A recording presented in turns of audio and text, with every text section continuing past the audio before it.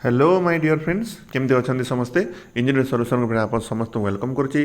तो finally friends ATO रो final answer कि आमर रिलीज हो फ्रेंड्स एटीओ जोटा कि आमर एग्जाम होता 14 तारिख में तार फाइनाल आंसर कि फ्रेंड आमर रिलीज हो जाए।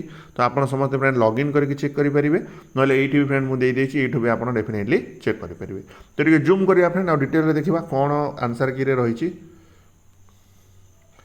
तो फ्रेंड ये देखिए जब फ्रेंड ये गोटे क्वेश्चन रे ग्रेस मार्क समस्त को मिली एटी गोटे क्वेश्चन फ्रेंड ग्रेस मार्क मिली एटी भी ग्रेस मार्क मिली एटी फ्रेंड ग्रेस मार्क मिली। तो 1 2 3 4 चार्टा क्वेश्चन तापर एपटे जब देखा फ्रेंड आमर क्वेश्चन नंबर 5 क्वेश्चन नंबर 6 तो टोटाल 6टा क्वेश्चन रे फ्रेंड स्टूडेंट मान को ग्रेस मार्क मिली।